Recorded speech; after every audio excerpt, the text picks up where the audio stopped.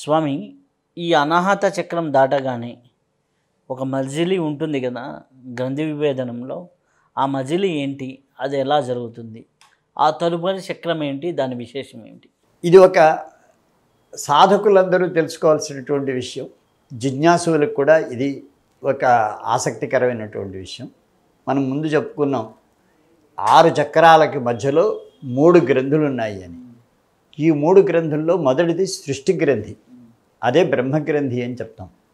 రెండవది స్థితి గ్రంథి, అంటే విష్ణు గ్రంథి అని. ఈ విష్ణు గ్రంథి అనేటువంటిది మనకు మణిపూర అనాహత చక్రాలు దాటిన వెంటనే వచ్చేటువంటి ఒక కూడలు అన్నమాట. ఆ ముడి విప్పుకున్న తరువాతనే మనం ముందుకు వెళ్ళగలం.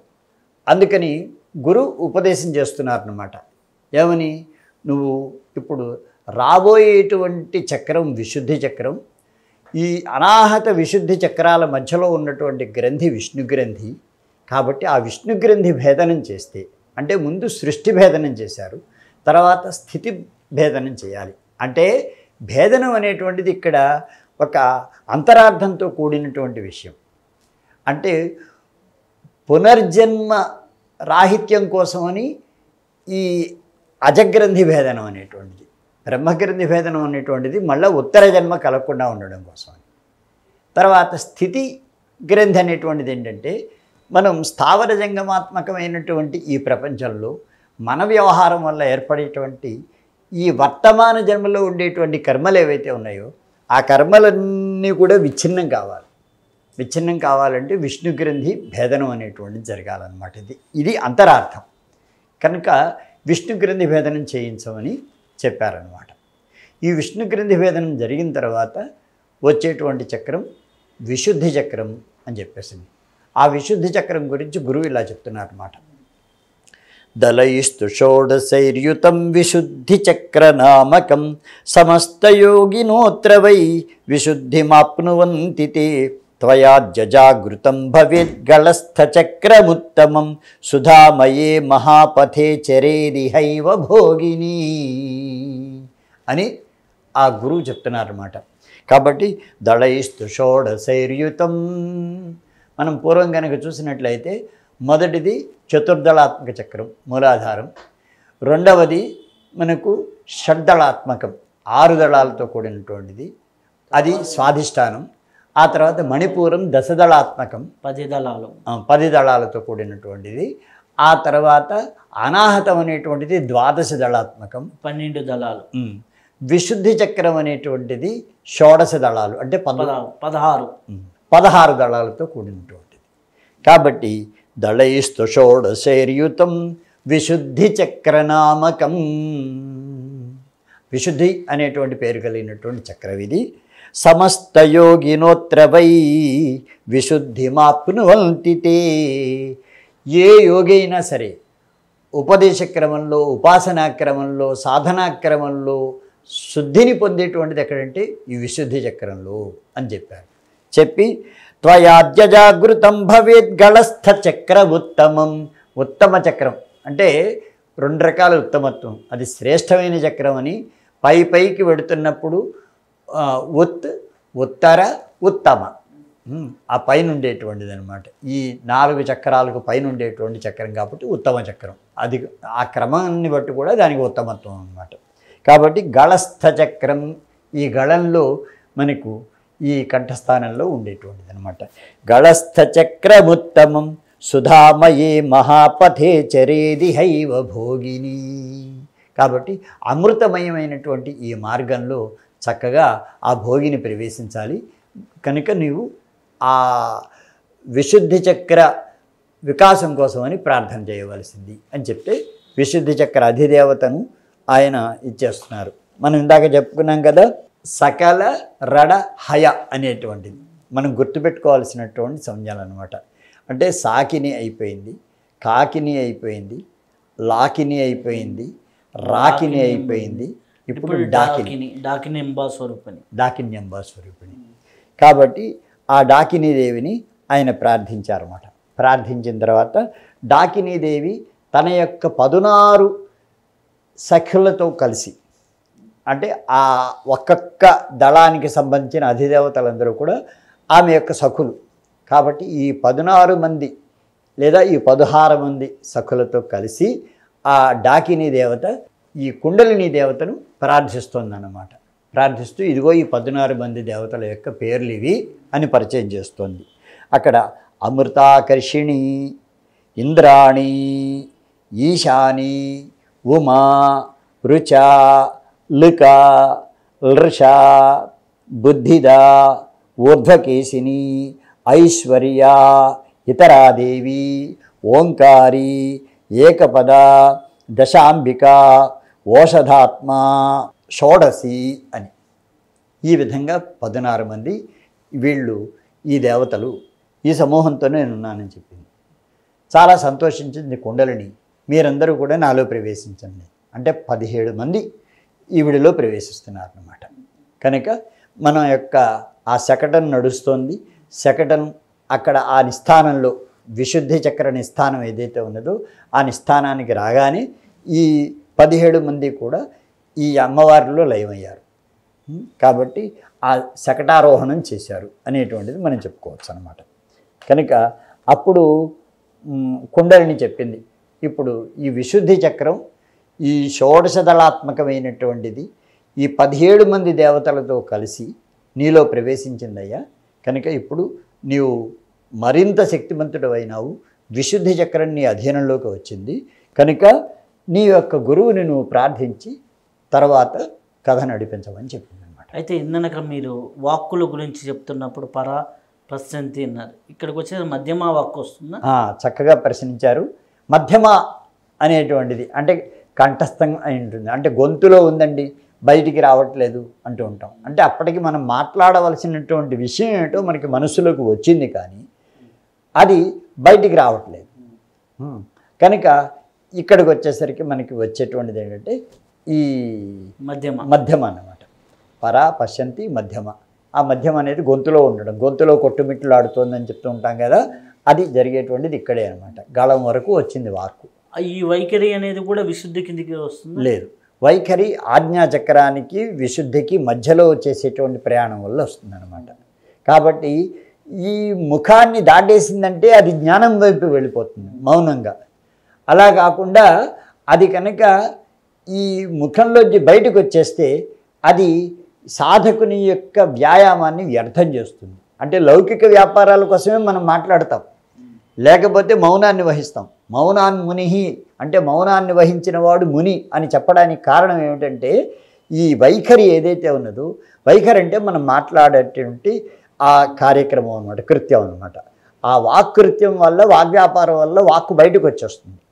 అది ఏమవుతుందంటే విశుద్ధిని దాటి ఆజ్ఞ వైపు మనం ప్రయాణం చేయించేటప్పుడు కుండలిని ఆ మధ్యలో మాట బయటకు వస్తే కుండలిని వాయు రూపంలో బయటకు వచ్చేస్తుంది అనమాట. కాబట్టి అక్కడ మనం జాగ్రత్తగా ఉండాలి. కాబట్టి ఆ వైఖరి అనేది మీరు చక్కని ప్రశ్న వేశారు. అందరూ తెలుసుకోవాల్సినటువంటి విషయం. సాధకులు మౌనాన్ని వహించాలి అంటే అర్థం ఏంటంటే వైఖరి ద్వారా బయటకి ఏమీ మాట్లాడేయకూడదు, మాట్లాడకుండా లోపలికి ప్రవేశపెట్టాలి. అందుకోసం అని చెప్పేసి ఆ భ్రూమధ్యానికి తీసుకువెళ్ళాలన్నమాట. కనుక ఈ విధంగా ఆజ్ఞాచక్రం యొక్క విశేషం ఏమి? ఈ ఆజ్ఞాచక్రం గురించి కూడా మనం చాలా జాగ్రత్తగా తెలుసుకోవాలి. ఇక్కడి వరకు కూడా మనకి ఒక రకమైన అనుభవం ఉంటుంది. ఆ తర్వాత కుండలిని సాధకునికి చెప్తోందన్నమాట, నేను ఇప్పుడు ఈ 5వ చక్రమైనటువంటి ఈ విశుద్ధి చక్ర పర్యంతం ఉండేటువంటి దేవతాశక్తులతో అందరితో కలిసి కూడి ఉన్నా నేను. ఇప్పుడు నీవు ఈ ఉత్తర చక్రాన్ని గురించి గురువుపదేశం తీసుకోవాలి. గురువు చెప్తున్నాడు అనమాట, పత్రద్వంద్వేన ఆజ్ఞాచక్రం భ్రూమధ్యస్థం భాత్యత్యంతం కౌలే మార్గే తస్మిన్ అబ్జే శక్తేర్యోగ సిద్ధిం దద్యాత్ అని చెప్పాడు. ఇక్కడ ఏంటంటే పత్రద్వంద్వేన ఆజ్ఞాచక్రం.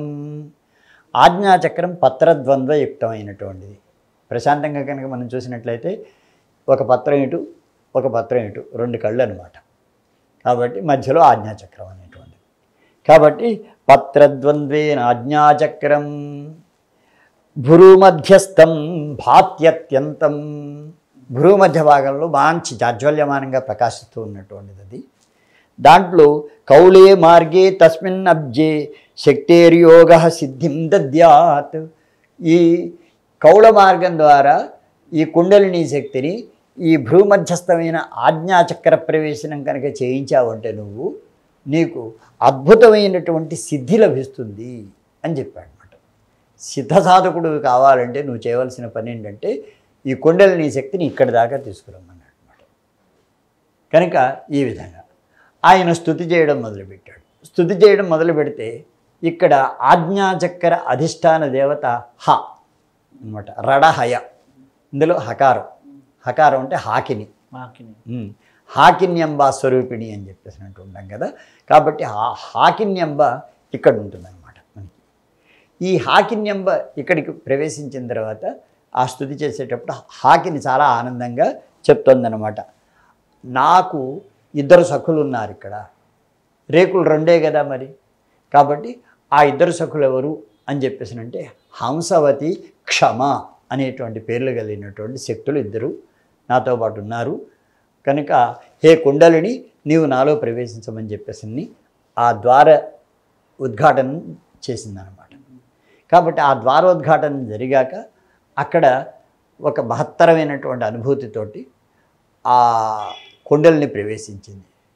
ప్రవేశించిన తర్వాత నీకు ఉత్తర మార్గాన్వేషణ చెయ్యి, నీకు ఆజ్ఞాచక్రం నీ వశమైంది నాయన అని చెప్పేసి కుండలిని చెప్పింది. ఇక్కడ వరకు మొత్తం 56 శక్తి దేవతలతో వచ్చింది. అంటే 50 దళాలు, 6 చక్రాలు మొత్తం కలిపితే 56. ఈ దళ మొత్తం కలిపేసి 56 అధిదేవతలతో, షడధిదేవతలు 56, 50 చక్ర దళా దేవతలు, 6 చక్ర దేవతలు, ప్రధాన దేవతలు మొత్తం కలుపుకొని 56 శక్తి దేవతలతో కుండలిని ఆజ్ఞాచక్రం చేరింది. ఆజ్ఞాచక్రం నుంచి మహాప్రయాణం అంటారు సహస్రారానికి. ఆ ప్రయాణం గురించి వివరించండి. చాలా మహత్తరమైన విషయం ఇది, అందరం కూడా తెలుసుకోవాల్సినటువంటి విషయం ఇది.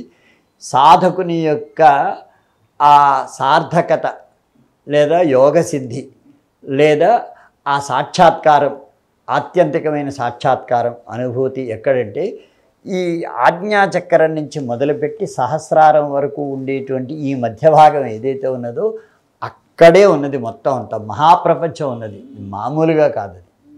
కనుక ఆ మహాప్రపంచంలోకి వచ్చేసరికి ఇక్కడ వరకు కుండలిని నడుస్తూనే ఉంది, కానీ కుండలిని ఇంకా మాట్లాడదు ఇటు పైనుంచి. అదేవిధంగా గురువు మార్గం చూపిస్తూనే ఉన్నాడు. ఆజ్ఞాచక్రం దాటిన తర్వాత గురువు మార్గాన్ని కూడా ఇంకా చూపించడు, మౌనం వహిస్తాడు ఆయన. గురువు మౌనం వహించిన తర్వాత కారణం ఏమిటి అంటే అది వ్యక్తిలో ఉండేటువంటి అహంత, అంటే నేను అనేటువంటి భావనకి అహంత అని పేరు. ఈ వ్యక్తిలో ఉండేటువంటి అహంత అక్కడితో అంతరిస్తుంది, నేను అనేటువంటి భావన ఉండదు. ఈ ఆజ్ఞాచక్రం దాటిన తర్వాత శాంభవి స్థానం అని పేరు అనమాట దానికి. కాబట్టి ఈ శాంభవి స్థానంలోకి ఎప్పుడైతే మార్గం మొదలైందో, ప్రయాణం మొదలైందో, ఈ సుషుమ్న కూడా అక్కడికి ఆగిపోతుంది. సుషుమ్న కూడా ఆగిపోయిన తర్వాత అక్కడ ఎడా పింగళ పనిచేయడం మానేస్తాయి. ఒక విచిత్రమైన స్థితి అన్నమాట అది. అది యోగులకు మాత్రమే సాధ్యమయ్యేటువంటిది. వర్ణనల ద్వారా మనం తెలుసుకోగలుగుతున్నాం, కానీ అది మనందరికీ కూడా చేరదగిన అభిలషణీయమైనటువంటి స్థితి అన్నమాట అది. కాబట్టి అక్కడికి వెళ్ళేసరికి ఇడా పింగళ పనిచేయడం మానేస్తాయి. సుషుమ్నా మార్గం కూడా స్థగితం అవుతుంది. కారణం ఏంటంటే షట్చక్రాధ్వ అని పేరు దీనికి, ఈ సుషుమ్నకి. అంటే 6 చక్రాల వరకే దీని మార్గం. అక్కడి నుంచి ఒక మహత్తరమైనటువంటి విశ్వం అన్నమాట. అది ప్రకాశవంతమైనటువంటి విశ్వం, జ్ఞానస్వరూపమైనటువంటి విశ్వం. అక్కడికి వెళ్ళేసరికి ఈ సాధకుల్లో ఉండేటువంటి ఉచ్ఛ్వాస నిశ్వాస వ్యాయామం కూడా ఆగిపోతుంది. మరణం కాదు అది, వాయుస్తంభనం జరుగుతుంది. దానితో కూడా ఇడా పింగళ ఈ 2 స్థగితమైపోతాయి. అదేవిధంగా సుషుమ్న ఆగిపోతుంది. అహంత, నేను అనేటువంటి భావన ఆగిపోతుంది. నేను అనేటువంటిది ఎప్పుడైతే లేదో అప్పుడు మమ అనేటువంటిది కూడా ఉండదు, మమత కూడా ఉండదు అనమాట. అహంత మమత ఈ 2 ఉండవు అన్నమాట. ఈ అహంకార మమకార శూన్యమైనటువంటి స్థితి, గురువు కూడా ఇంక వెంట రానటువంటి స్థితి. అక్కడ గురువు అక్కడ దాకా వెళ్ళి నాయన నువ్వు ఇంకా నీ సాధన నువ్వు చేయమని అక్కడికి ఆగిపోతాడు అనమాట. కాబట్టి ఈ విధమైనటువంటి స్థితిలో ఉన్నప్పుడు శాంభవ స్థానం నుంచి మొట్టమొదట త్రికూటాకాశము అనేటువంటిది వస్తుందన్నమాట. అది త్రిభుజాత్మకమైనటువంటిది ఆ త్రికూటాకాశం అనేటువంటిది. ఆ త్రికూటాకాశంలో ఆ అగ్రబిందువు ఏదైతే ఉన్నదో ఆ అగ్రబిందువు నుంచి, అంటే ఈ త్రికూటం అనేటువంటిది ఇలా ఉంటే దీనిపైన ఉండేటువంటి అగ్రబిందువు నుంచి మళ్ళీ విస్తరిస్తుందన్నమాట ప్రపంచం. ఆ ప్రపంచం విస్తరించినప్పుడు అది విష్ణుపదం అని పేరు.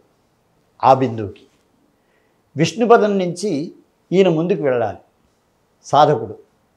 ఆ సాధకుడు ముందుకు వెళ్ళేటువంటి సమయంలో పూర్ణచంద్రమండలం అనేటువంటిది వస్తుంది. ఆ పూర్ణచంద్రమండలం అనేటువంటిది అది ఘనీభూతమైనటువంటి హైమీభూతమైన, అంటే హిమంలాగా, అంటే హిమం అంటే మంచు, మంచుతో కూడినటువంటి ఒక చంద్రమండలం అన్నమాట. అది ఆ పూర్ణచంద్రమండలం అనేటువంటిది వస్తుంది.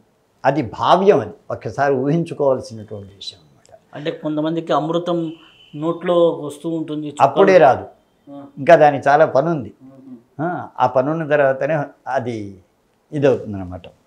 కాబట్టి ఈ పూర్ణచంద్రమండలం నుంచి బోధినీ కళ, ఆ బోధినీ కళ అనేటువంటిది ఏంటంటే బోధినీ స్థానం అని చెప్పేసి అంటారు. ఆ బోధినిలో జరిగేటువంటి, ఆ స్థానంలో జరిగేటువంటిది ఏంటంటే విశ్వబోధ. అంటే ఆ దివ్యమైనటువంటి ఆ సహస్రార దళానికి సంబంధించినటువంటి ఆ ఆవరణ ఏదైతే ఉన్నదో ఆ ఆవరణకి సంబంధించినటువంటి బోధ కలుగుతుంది. ఆ బోధ ఎక్కడ కలుగుతుంది? మనస్సులో కాదు, బుద్ధిలో కాదు, అహంకారంలో కాదు, చిత్తశక్తిలో, చిత్తంలో అన్నమాట. ఆ చిత్తం మాత్రం ఇంకా అక్కడ దాకా వెళుతూ ఉంటుంది అన్నమాట. కాబట్టి ఆ చిత్తుకి కలిగేటువంటి అనుభవం అన్నమాట. అది బోధినీ స్థానంలో పొందేటువంటి ఇదనమాట. ఆ తర్వాత నాదం. ఇంతవరకు వచ్చేటువంటిది లౌకికం, ఇది అలౌకికమైనటువంటి నాదస్థితిని అక్కడ పొందుతారు అన్నమాట. ఆ నాదం తర్వాత అర్ధేందు మండలం అనేటువంటిది పైన ఉంటుంది.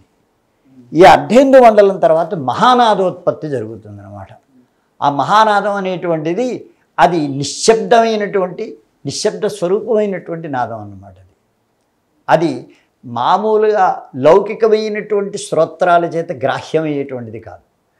అలాగే వైయక్తికమైన అనుభూతులకు లొంగదు. కారణం ఏంటంటే అక్కడ అహంకారము లేదు, అదేవిధంగా మమకారము లేదు.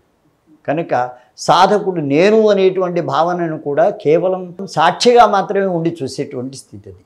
కనుక అలా వస్తుంది. అక్కడి నుంచి సాంజీకళ అనేటువంటి ఒక స్థితి. ఈ సాంజీకళలో జరిగేటువంటిది ఏంటంటే ఇంతవరకు వచ్చే అనుభవాలన్నీ వదులుకుంటూ వెళ్ళిపోవడం అన్నమాట, త్యాగం అన్నమాట. పాండవుల మహాప్రస్థానం లాంటిది ఇది. కాబట్టి ఇక్కడ ఈ సాంజీకళలో ఈ విధమైన వైయక్తికమైన అనుభూతులన్నీ తొలగిపోతూ ఉంటాయి. అక్కడ ఉన్మనీ స్థితి అనేటువంటిది వస్తుందన్నమాట. ఆ ఉన్మనీ స్థితికి చేరుకున్న తర్వాత అప్పుడు ఇంకా మిగిలినటువంటివి రెండు. అందులో ఏంటంటే మనకి ఈ సహస్రార కమలంలో ప్రవేశించిన తర్వాత కర్ణికా స్థానంలో గురుస్థానం అంటారు, దాన్ని గురుచక్రం అంటారు అన్నమాట. ఇక్కడ మనకు ఈ ఆజ్ఞాచక్రం దగ్గర మనని విడిచిపెట్టిన గురువు అక్కడ సదాశివుడిగా భాసిల్లుతూ ఉంటాడనమాట. ఈ కన్నికా మధ్యంలో ఆ సదాశివుని యొక్క హృదయంలోంచి అమ్మవారు శక్తి పుడుతుంది. ఈ శివశక్తుల యొక్క మహత్తరమైనటువంటి తాండవ లాస్యాలు అనేటువంటివి వస్తాయన్నమాట. ఈ తాండవ లాస్యాలు అనేటువంటివి ఎప్పుడైతే ఆరంభమవుతాయో ఇంకక్కడ సర్వ విధమైన లౌకిక అలౌకిక పారలౌకిక వ్యాపారాలన్నీ కూడా స్తబ్దమైపోతాయి. కేవలం ఇక్కడ రెండే ఉంటాయి. ఏంటంటే శివశక్తి, ఏకరూప శివశక్తి ద్వంద్వం. ఆ తర్వాత ఇక్కడ సాధకుడు ధ్యాతగా ఉంటాడు. అదేవిధంగా ఈ శివశక్తులు ఇద్దరు కూడా ధ్యేయ స్వరూపాలుగా ఉంటారు. ఆ నృత్యం జరుగుతూ ఉంటుంది. జరుగుతున్నప్పుడు అక్కడ జరిగేటువంటి ఆ దర్శనంలో చివరికి ఈ ధ్యాత అయినటువంటి సాధకుడు కూడా తన యొక్క ధ్యాతృత్వాన్ని విడిచిపెట్టేస్తాడు. ఇక్కడ ఏ విధమైన అనుభూతులు ఉండవు. కేవలం నెమ్మదిగా శివునిలో శక్తి లయమైపోతుంది. శివాత్మకమైనటువంటి ఆ తత్వం కనబడుతూ ఉంటుంది. ఈ జీవుడు కూడా శివుడిలో లయమైపోతాడు. లయమైపోయినప్పుడు అప్పుడు జరిగేటువంటిది శివోహం శివోహం శివోహం శివోహం అనేటువంటి స్థితి మాత్రమే మిగులుతుందన్నమాట. కాబట్టి ఆ శివోహం అనేటువంటి స్థితి సహస్రార కమలంలో జరుగుతుంది. ఈ మధ్యలో మీరు ఇందాక అన్నారు అమృత బిందువులు అనేటువంటివి. ఈ సాంజీ కళ దగ్గరికి వచ్చేసరికి చటచటారావాలతోటి ఈయనతో పాటు వచ్చినటువంటి ఈ కుండల్ని ఈ సాధకునిగా మారిపోయి వస్తుందన్నమాట. వచ్చి ఒక్కసారి ఈ అర్ధేందు మండలాన్ని దాటిన తర్వాత సాంజీ కళను ఒక్కసారి భేదిస్తుంది. భేదించినప్పుడు హైమీభూతమైనటువంటి అమృతమయమైనటువంటి ఆ స్థితి ఏదైతే ఉన్నదో ఆ అమృతం అంతా కూడా ఈ జ్వాలాశక్తికి కరిగిపోతుంది. హిమంగా ఉన్నటువంటి ఆ ఇదనమాట కరిగిపోయి అప్పుడు బిందువులు రావడం మొదలెడతాయి. బిందువులు కాదవి, ధారాపాతంగా ఈ సాధకుని మీద స్నాతుల్ని చేస్తాయి, స్నానం చేయిస్తాయి అన్నమాట. స్నానం చేయించినప్పుడు అప్పుడు జరిగేటువంటి అనుభూతి ఒక మహత్తరమైనటువంటి అనుభూతి అనమాట. అది మనకు ఈ గళల్లోకి వచ్చి ఈ అమృత బిందువులు పడటం అనేటువంటిది సాధకుని ఒక స్థాయిలో జరిగేటువంటి విధానం. అది పూర్తిగా అమృతమయమైనటువంటి ఆ జలాలలో కనుక ఆయన శక్తుడై స్నాతుడై ఉన్నాడంటే ఇంక చెప్పవలసిందే ఉంది. త్వమేవాహన్ త్వమేవాహన్ త్వమేవాహన్ నసంశయ అనేటువంటి స్థితి అనమాట శివశక్తులతో. కనుకనే ధ్యాతృ ధ్యేయ ఐక్యత అనేటువంటిది ఈ మనోన్మనులు చిట్ట చివరి అంశం అన్నమాట, ఆ అనుభూతి అన్నమాట. అక్కడ ఇంకా అనుభవించేటువంటి వాడు అహం కాదు, అదేవిధంగా వైయక్తికమైనటువంటిది కాదు, విశ్వం కూడా ఉండదు, ఏమీ ఉండదు. కారణభూతమైనటువంటి తత్వంలో ఈయన లయం కావడం అనేటువంటిది. కనుక ఇది మనోన్మని విద్య అనేటువంటిది. అయితే సహస్రారంలో ఉన్న దేవత ఉంటుంది కదా, ఆ దేవత గురించి బాగా అడిగారు. ఈ సహస్ర దళాలు వాటి పేర్లు మాత్రం అడగండి. కాబట్టి ఈ ప్రతి దళానికి అధిదేవత సహస్రాధిదేవతలు అన్నమాట. అయితే ఆ సహస్రదళాధిదేవతల పైన యాకిన్యంబ యకారాత్మక దేవత, అందరూ కూడా ఈ కుండలలో లయమైపోతారు. ఈ సాధకుడు కూడా కుండలలోనే లయమైపోయాడు. కేవలం కుండలిని శక్తి మనకి ఈ సాధక స్వరూపంగా కానివ్వండి, కుండలిని స్వరూపంగా కానివ్వండి, సహస్రారాన్ని అక్కడ స్పృశిస్తుంది అనమాట. సాంజీ కళలో ఆ స్పృశించేటువంటి సమయంలో ఆ భేదం జరుగుతుంది. ఈ మూడో గంధి భేదనం ఎక్కడ జరుగుతుంది? రుద్రగంధి భేదనం. ఈ రుద్రగ్రంథి భేదనం అనేటువంటిది ఆజ్ఞాచక్రం దాటిన ఉత్తర స్థితిలోనే అన్నమాట. మనం శాంభవ స్థానం అని శాంభవి స్థానం అని చెప్పుకున్నాగా, ఆ శాంభవ స్థానానికి ఈ లయగ్రంథి అన్నమాట రుద్రగ్రంథి అనేటువంటిది. దాంతో సృష్టి స్థితి లయలకు అతీతంగా తయారవుతాడనమాట ఈయన జరిగేటువంటి పని. ఈ మధ్యలో మీరు చెప్పినటువంటి 7-8 స్థితులకి అధిదేవతలు ఉన్నారా? ఈ 7-8 స్థితులు అంటే అదే శాంభవి స్థానం, విష్ణు స్థానం చెప్పి వాళ్ళకి అధిదేవతలు ఎవరు లేరు.